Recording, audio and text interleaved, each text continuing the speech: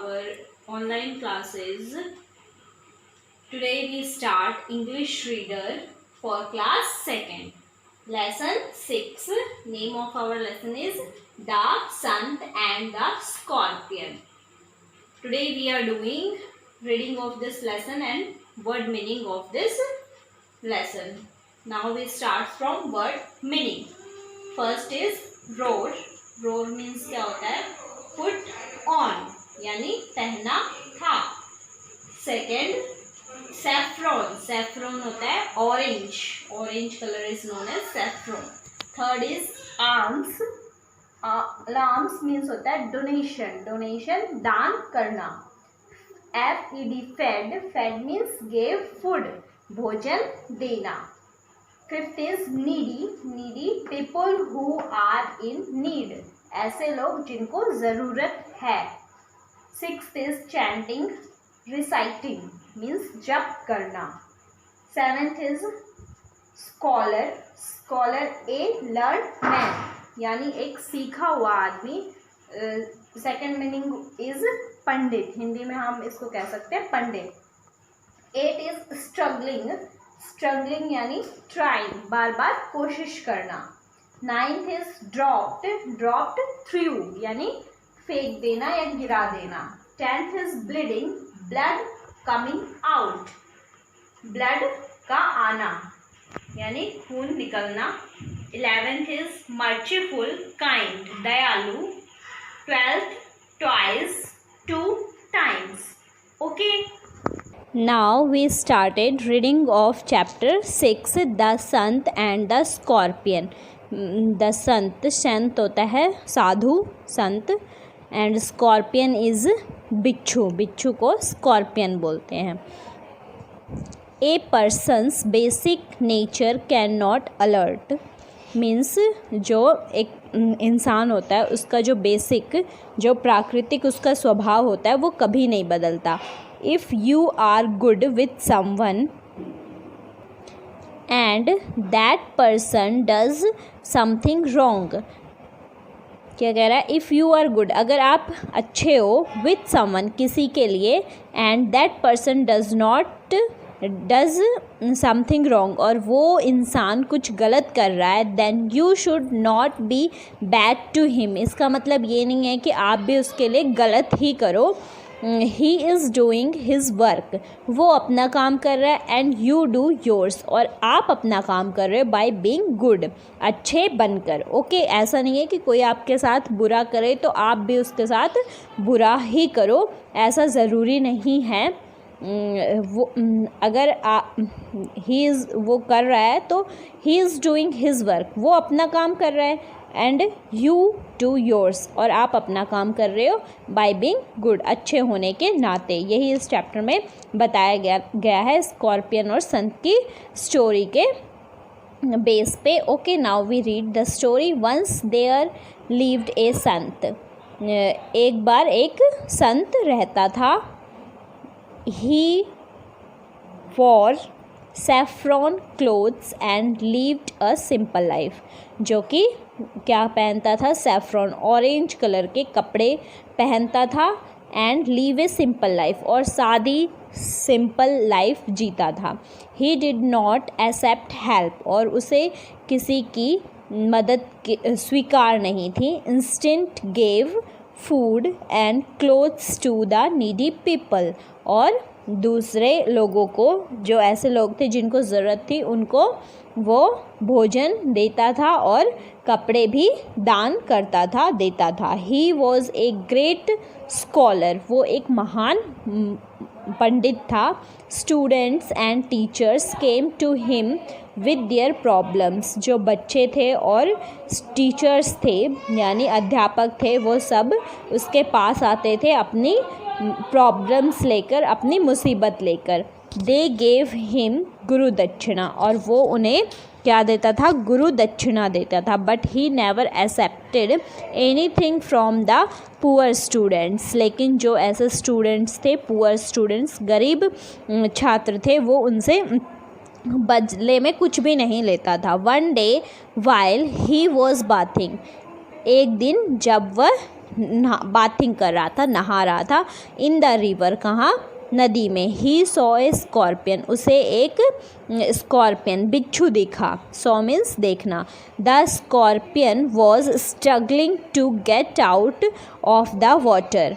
The scorpion यानी जो बिच्छू था वो स्ट्रगलिंग यानी संघर्ष करना, कोशिश करना, बार बार कोशिश करना, struggling to get out of the water. जो स्कॉर्पियन था वो बार बार कोशिश कर रहा था किससे, पानी से बाहर आने की। The sant picked up, picked means पकड़ना, picked up the scorpion to save it. जो संत था उसने स्कॉर्पियन को पकड़ लिया, और किस लिए, पिक्ड मीन्स पकड़ना, पकड़ लिया, टू सेव इट, उसे बचाने के लिए। सेव मीन्स बचाना। बट वाइल सेविंग, लेकिन बचाने के time the scorpion stung the संत's हैंड। जब उसने बचाना चाहा तो स्कॉर्पियन ने उसके हाथ में स्टंग यानी डंक मार दिया। The Sant felt great pen, जो संत था उसको फेल्ट मीन्स होता है महसूस करना, ग्रेट बहुत ज़्यादा पेन हुआ, उसने बहुत ज़्यादा दर्द महसूस किया। And drop the scorpion into the water, और जब उसे दर्द हुआ तो उसने दर्द के मारे, दर्द से उसे स्कॉर्पियन को वाटर में डाल दिया यानी फिर से गिरा दिया। द स्कॉर्पियन ट्राइड हार्ड, अब वो स्कॉर्पियन था और मेहनत करने लगा, टू सेव इटसेल्फ, खुद को बचाने के लिए। The Sant again picked up the, जो संत था उसने अगेन मीन्स दोबारा, पिक्ड अप यानी दोबारा से पकड़ा स्कॉर्पियन को। ही did not care for his bleeding hand, उसने अपना जो उसके हाथ से ब्लीडिंग हो रही थी, खून निकल रहा था, उसकी कोई चिंता नहीं की। The scorpion stung the Sant for the second time, और स्कॉर्पियन था जो बिच्छू था उसने दोबारा से संत के हाथ में सेकेंड टाइम स्टंग किया यानी दोबारा डंक मारा, दोबारा उसे काटा। Again the scorpion was dropped into the water, और अगेन फिर जब उसको काटता है तो फिर वो उसके हाथ से गिर जाता है, जो बिच्छू स्कॉर्पियन होता है वो।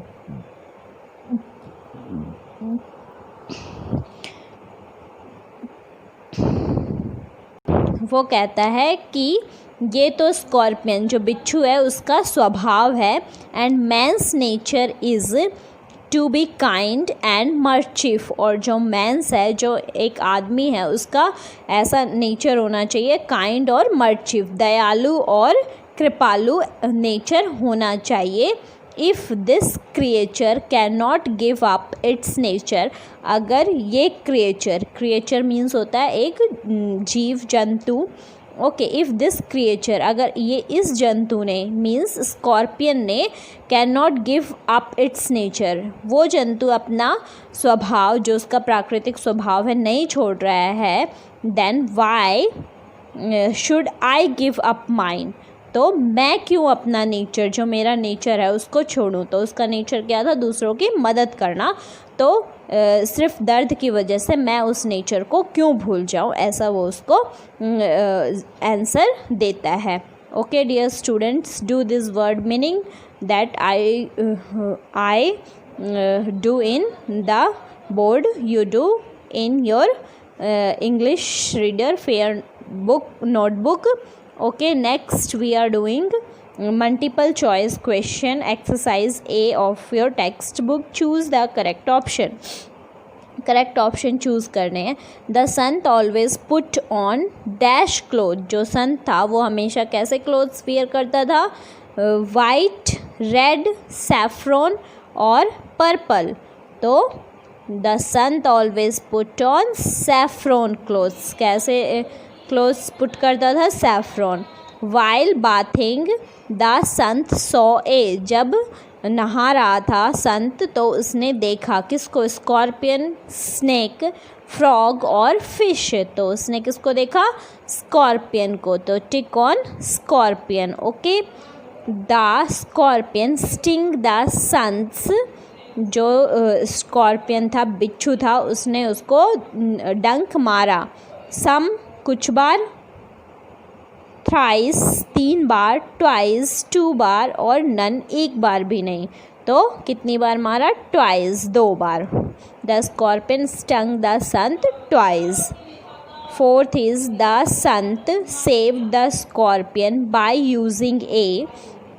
जो संत था उसने स्कॉर्पियन बिच्छू को बचाया किसका यूज़ करके? क्लोथ का, कॉपर का, स्टिक और लीफ का। तो using a stick, using a stick. Okay, stick is the correct option, that is C.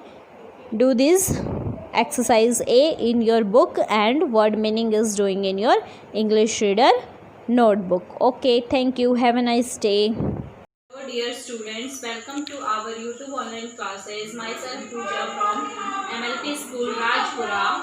Today we started subject is science from class 2nd lesson 4. Now we are doing question answer of lesson 4, that is question 5th of your textbook. Question answer. Question A, what are wild animals? I repeat again, what are wild animals? Wild animals क्या होते हैं? Answer write करोगे, animals that live in their natural surrounding और forest are wild animals. जानवर जो रहते हैं इन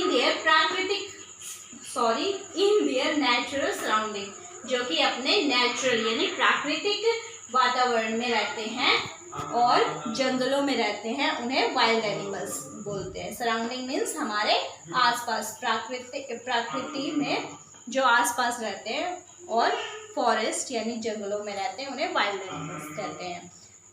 question B, where do wild animals find shelter? जो वाइल्ड एनिमल्स है वो कहाँ अपना सुरक्षित स्थान खोजते हैं? आंसर राइट करोगे, wild animals found shelter on land, in water और ऑन ट्रीज। जो वाइल्ड एनिमल्स है वो शेल्टर यानी उनकी रहने की सुरक्षित जगह, लैंड यानी जमीन पर, वाटर पानी में और ऑन ट्रीज पेड़ों पर खोजते हैं।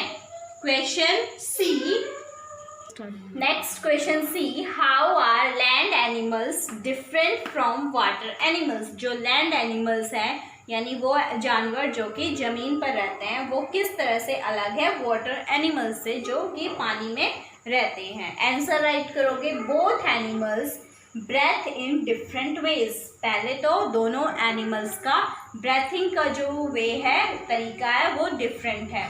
लैंड एनिमल्स हमारी तरह लंग्स से क्या करता है? ब्रेथिंग करता है, जबकि वो जो वाटर एनिमल्स है उसके लंग्स नहीं होती, जैसे फिश गिल्स के थ्रू ब्रेथिंग करती है। Next, land animals build their home.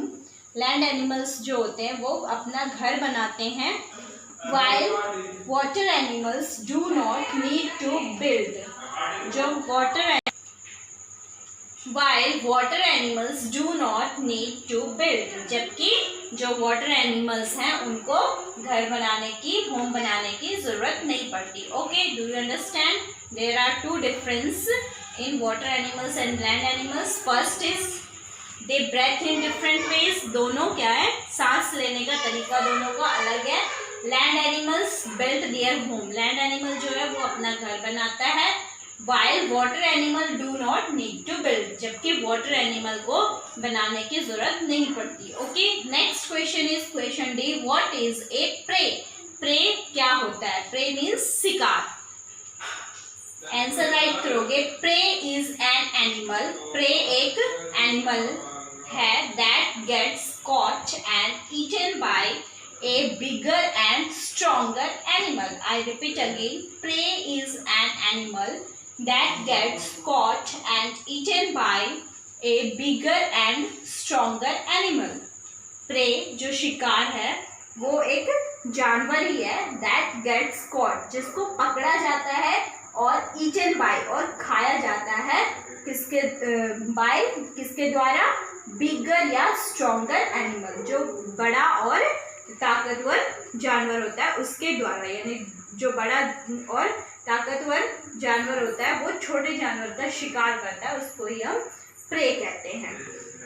Okay, next question is question E, Why are tigers and elephants killed?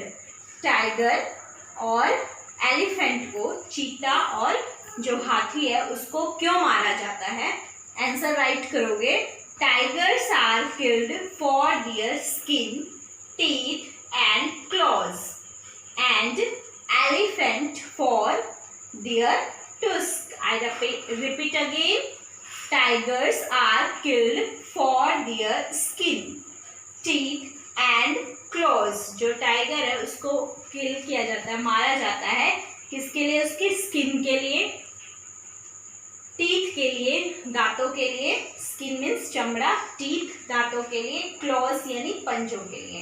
And जो एलिफेंट है, elephant here you put S, elephant है उसको किल किया जाता है फॉर देयर टुस्क। जो उसके व्हाइट कलर के दो बड़े लंबे दांत होते हैं उसको टुस्क कहा जाता है, for their tusk. Okay, next we are doing exercise question, objective type question. Question 1, choose the correct words to fill in the blanks. Correct word choose करके फिलअप्स कंप्लीट करने हैं। First is tigers and lions are dash animals. Tiger और lion जो है वो कैसे animal है? Water animal और land animal. You know these are land animals. क्या है? Land animals, LAND, land animals. Herbivorous animals eat dash. Herbivorous जो एनिमल्स हैं वो क्या ईट करते हैं? प्लांट्स और अदर एनिमल्स। तो हर्बीवोरस एनिमल ईट प्लांट्स। क्या ईट करते हैं? Plants, PLANTS, plants. Herbivorous eat plants. C is dash is an animal that catches and kills a smaller animal for food. जो एक एनिमल है, प्रेडिकेटर है या प्रे है, जो कि कैच यानी पकड़ता है और किल करता है, मारता है छोटे जानवर को अपने भोजन के लिए। तो predator. Right answer is predator, PREDATOR, predator. Predator is an animal. Predator वो एनिमल है जो कि कैच पकड़ता है और मारता है छोटे जानवर को अपने भोजन के लिए। Okay, D is dash eat plants as well as flesh of other animals. Dash omnivorous या स्क्रैवेंजर्स क्या करता है? ईट करता है, फ्लैश भी ईट करता है और अदर प्लांट भी ईट करता है और फ्लैश भी ईट करता है अदर एनिमल्स की। तो ओमनीवोरस वो एनिमल है, ओमनीवोरस ही ईट करता है both, OMNIVORES, omnivorous eat plant as well as flesh of other animals. Okay, E is dash animal are no longer seen anywhere in the world. कौन सा एनिमल है जो कि अब नहीं दिखाई देता कहीं भी वर्ल्ड में? इंडेंजर्ड एनिमल कहते हैं उसको या एक्सटिंक्ट एनिमल कहते हैं? तो इंडेंजर तो वो एनिमल्स होते हैं जो कि हैं but these animals are in danger, but extinct animals are the animals these are not longer seen. तो क्या लिखोगे? एक्सटिंक्ट, EXTINCT, एक्सटिंक्ट यानी विलुप्त वो जानवर हैं जो कि अब कहीं भी पूरे वर्ल्ड में नहीं फाइंड होते। Okay, second is right true और फॉल्स। ट्रू और फॉल्स करने आपको। Next, wild animals live in their natural surrounding. जो वाइल्ड एनिमल्स हैं वो हमारे प्रकृति में हमारे आसपास हैं, रहते हैं। तो this is true, wild animals live in their natural surrounding, अपनी आसपास की प्रकृति में रहते हैं। Okay, B is elephant and leopard are water animals. Elephant और लेपर्ड क्या हैं? वाटर एनिमल्स हैं, पानी में रहने वाले जानवर हैं। No, these are land animal. तो right here false. Okay, a prey hunts and eats a predator. तो जो prey है वो क्या करता है, हंट्स, शिकार करता है और खाता है प्रेडिडेटर को। तो this is wrong, false statement, because predator eat करता है ना कि prey. Okay, predator big animal है जो कि शिकार करता है किसका, प्रे का। तो प्रेडिडेटर खाया नहीं जाता, प्रे खाया जाता है। Okay, this is false statement. D is rabbits dig burrow. Rabbit जो है अपने लिए क्या करता है, बिल खोदता है। तो this is true statement. Yes, rabbit dig burrow. Okay, burrow means बिल। रैबिट अपने लिए बिल खोदता है। Scavengers helps to keep the forest clean. Scavengers जो हैं वो क्या करते हैं, फॉरेस्ट को, जंगल को साफ सुथरा बनाने में हेल्प करते हैं। तो yes, this statement is true. Right here true. Okay dear student, question 1 and 2 are done in your science book, and question 5th, that is question answer, do in your science fair book notebook. Thank you and have a nice day. Good morning students. Today I will start your SST class online. Dear students, for class 2nd, today's our topic is chapter number 6. बेटा हमारा जो chapter number 6 है उसके अंदर हमारी question answer की exercise चल रही है। उसमें हमने क्वेश्चन नंबर 1 और 2 कंप्लीट कर लिया है। I hope you also learn and write first second questions in your fair notebook. Today we will do question number 3। सबसे पहले हेडिंग डालेंगे question number 3, how are bank useful to us.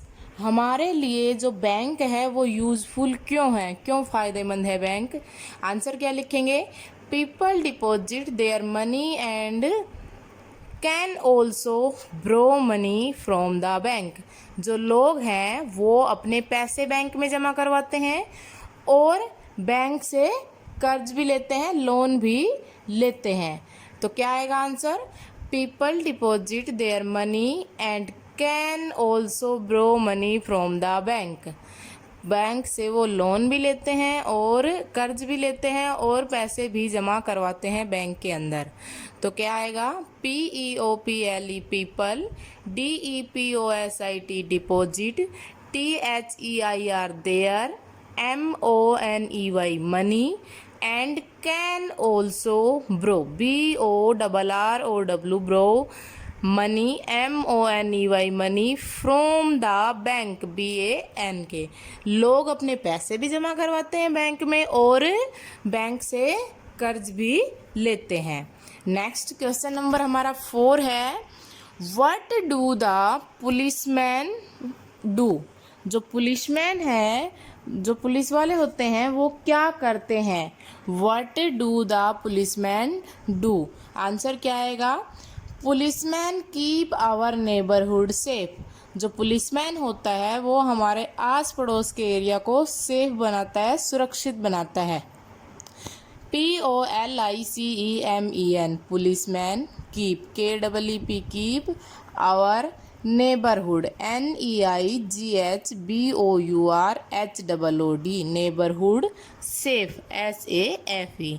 Policeman जो है वो हमारे नेबरहुड को safe बनाता है। So dear students, next heading डालेंगे क्वेश्चन नंबर 5। क्वेश्चन क्या है, what should you do to keep your neighbourhood clean and green. क्या कह रहा है, What should you do to keep your neighborhood clean and green। अपने आस पड़ोस को साफ और हरा रखने के लिए आप क्या करोगे, क्या कर सकते हो। तो आंसर लिखेंगे, फर्स्ट पॉइंट लिखेंगे, we must not throw garbage in the lawns. जो गार्बेज है उसको हमें लॉन्स में नहीं फेंकना चाहिए, लॉन में नहीं फेंकना चाहिए, खुले एरिया में नहीं फेंकना चाहिए। We must not throw garbage in the lawns, यानी कि जो गार्बेज है, कूड़ा कचरा है, उसको खुले एरिया में हमें नहीं फेंकना चाहिए। सेकंड पॉइंट क्या है, we should plant more trees in our neighbourhood. हमें अपने आस पड़ोस में अधिक से अधिक पेड़ पौधे लगाने चाहिए।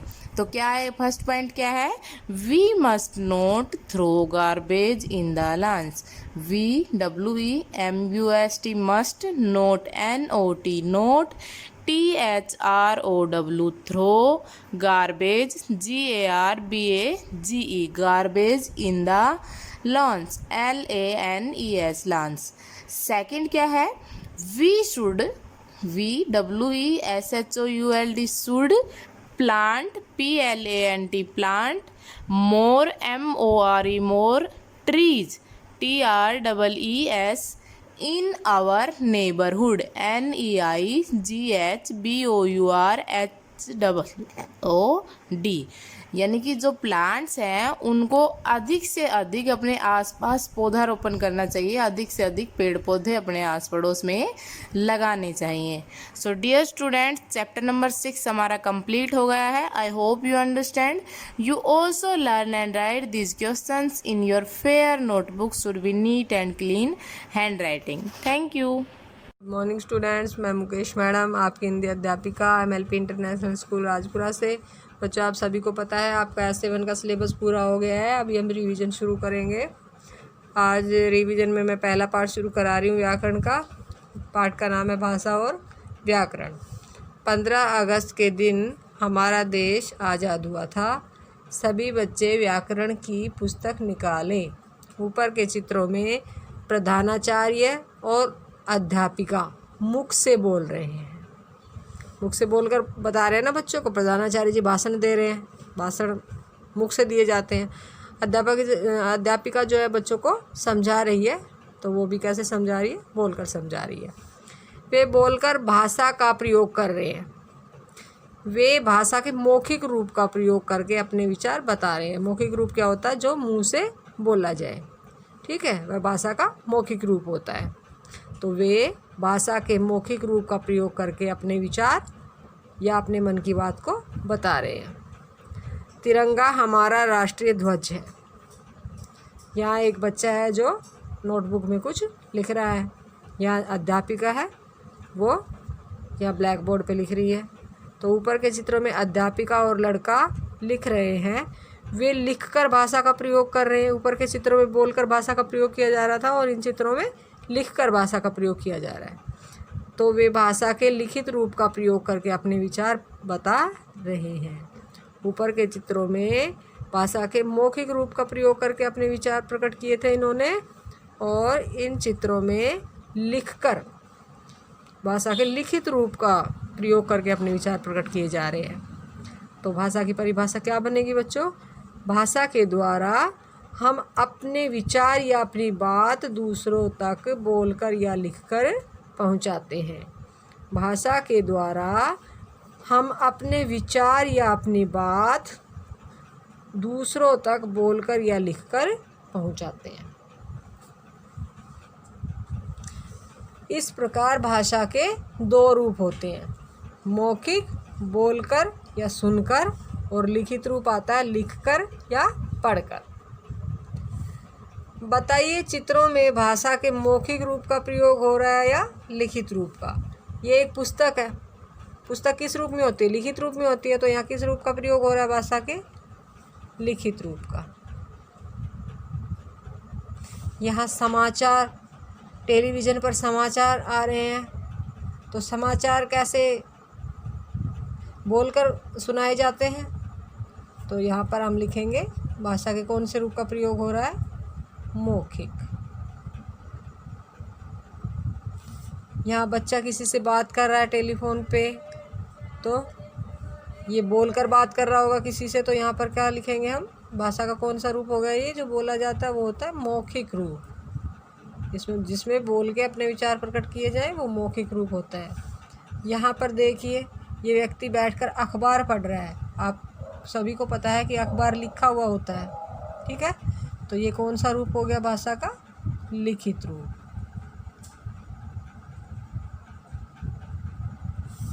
हमारे देश में कई भाषाएं बोली जाती हैं, जैसे हिंदी, उर्दू, पंजाबी, बंगाली, तमिल, तेलुगु और भी बहुत सारी भाषाएं बोली जाती हैं। हमारे देश में सबसे ज़्यादा जगहों पर हिंदी भाषा बोली जाती है, इसलिए हिंदी हमारी राष्ट्रभाषा है, यानी हमारे देश की भाषा है। ठीक है, हिंदी को राष्ट्रभाषा का दर्जा मिला हुआ है। और किस भाषा को राष्ट्रभाषा का दर्जा मिलता है? जो देश में सबसे ज़्यादा इस्तेमाल की जाती है, सबसे ज़्यादा लोगों के द्वारा प्रयोग की जाती है, वो राष्ट्रभाषा होती है। अभी हम आ गए व्याकरण के टॉपिक पे। व्याकरण क्या होता है?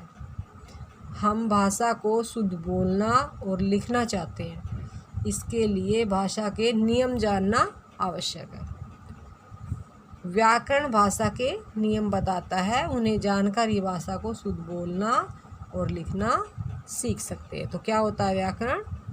व्याकरण हमें भाषा के शुद्ध रूप का प्रयोग करना सिखाता है।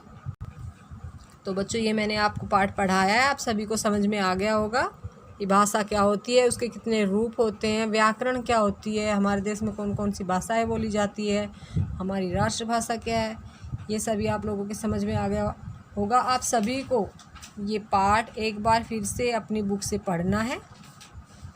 कल मैं इस पाठ का अभ्यास कराऊंगी। तो बच्चों, कल फिर मिलते हैं। धन्यवाद। Hello, good morning students. So let me start our online classes of math. Previous video में हमने चैप्टर 6 जो मल्टीप्लाई था वो डिस्कस किया था, वो कंप्लीट हो चुका है। आज हम करते हैं चैप्टर 7 मनी। मनी के बारे में सबको पता है, रुपीस, पैसे। ठीक है। In our country money is available in the form of note and coin. Money जो होते हैं, पैसे, वो दो प्रकार के होते हैं। नंबर 1 नोट, सेकेंड नंबर पे होता है कोइन। क्या होता है? कोइंस। नोट और कोइंस दोनों ही मनी होते हैं। It is content in terms of rupees and पैसे, जिसको हम रुपीज एंड पैसे, रुपीज होते हैं हमारे पास और पैसे होते हैं। ओके। कॉइन किस चीज? पैसे। Rupees are denote by the symbol of R. जो रुपीज होते हैं,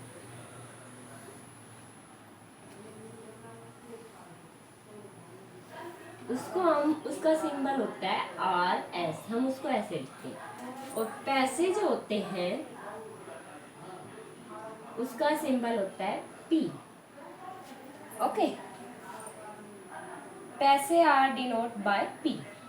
ठीक है। हमारे पास कॉइन किस किस के होते हैं? कॉइन होते हैं सिक्के।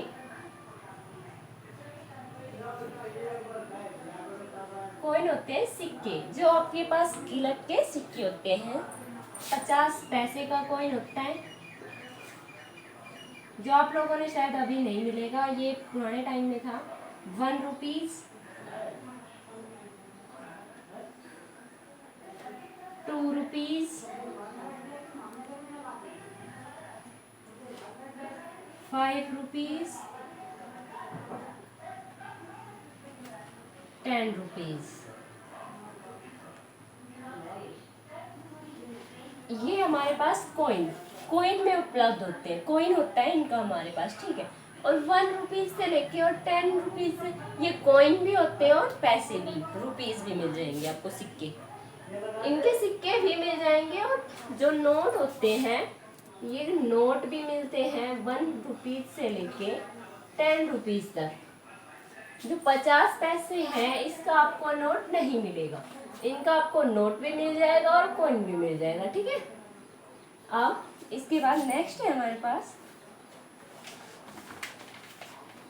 Writing money in words in figure. The amount of money can be written in 2 way, in words and in figures. रुपए को हम 2 प्रकार से लिख सकते हैं। नंबर 1 इन वर्ड और number 2 in figure. Numbers name में भी लिख सकते हैं और अदर्स नंबर नेम में। For example, this money can be return by 7 rupees. जैसे ये हमारे पास 7 रुपीज है, क्या लिखेंगे? RS। तो इसको हम लिख सकते हैं SEVEN, 7 रुपीज। ओके। और इसको वैसे भी लिख सकते हैं, ऐसे मनी में 7 रुपीज। दोनों नंबर्स हो गए। कैसे भी लिख सकते हो आप, वर्ड्स में भी और फिगर्स में भी, ठीक है। इसके बाद हम इस एक्सरसाइज पे आगे डिस्कस करेंगे। यहाँ के बाद क्या करना होता है, ये देखिए।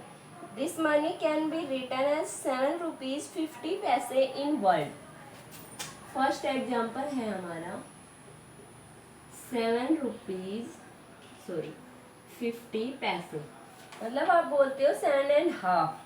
आपके पास 7 और हाफ 50 पैसे, 7 कंप्लीट है और उसके बाद हाफ रुपीज है। हाफ रुपीज कभी नहीं होता, ये 50 होता है, 7 एंड हाफ। तो देखो इसको क्या, ये क्या है हमारे पास 7 रुपीज, और ये क्या है हमारे पास पैसे, क्या है पैसे।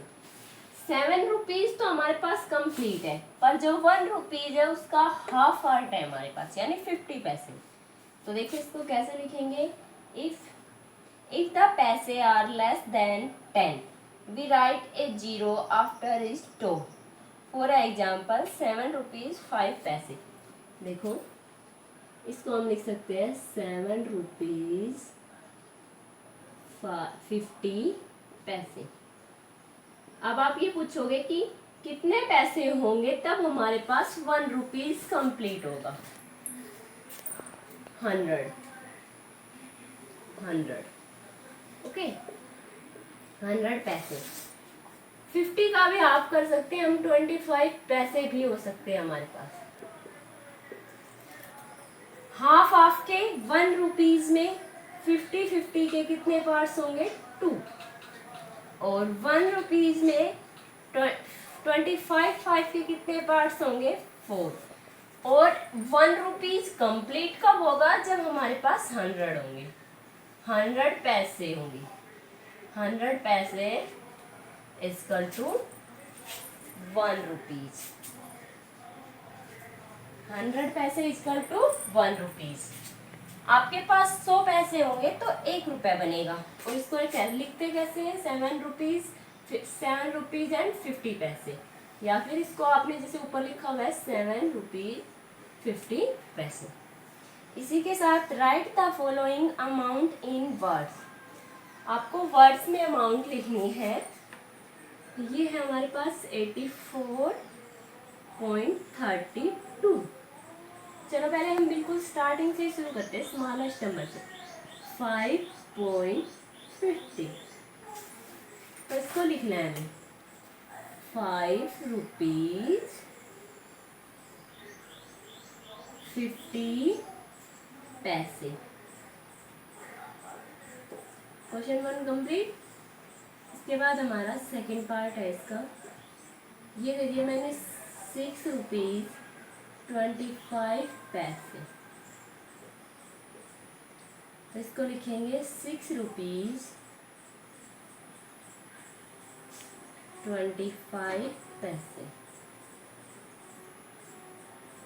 ओके, इसी तरह आपको कंप्लीट लिखते रहना है जैसे ये लिखा है, उसी के साथ नेक्स्ट क्वेश्चंस हमारे। अब हमारी एक्सरसाइज स्टार्ट हो जाती है। ये आपको समझाने के लिए था, जो कुछ भी मैंने बताया इसको ध्यान से समझ ले। समझ में नहीं आया तो वीडियो को दोबारा देखिए। अब हमारी शुरू होती है एक्सरसाइज 7.1। चैप्टर की जगह क्या लिखेंगे अब हम, एक्सरसाइज 7.1। तो क्वेश्चन नंबर फर्स्ट स्टार्ट है हमारा, right the following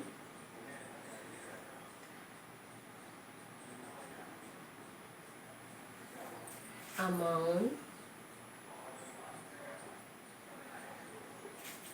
in word. आपको कुछ अमाउंट दिए गए हैं, उनको वर्ड्स में लिखना है, ठीक है। इसका ए पार्ट है, इसमें आपको 2 डिजिट के दे रखे हैं। पहले मैं 1 डिजिट से स्टार्ट कर रही हूँ, इसमें सीधा 2 है, आपको 1 से करना। पहले लिखना है 6.50। क्या लिखेंगे, 6 रुपीज 50 पैसे।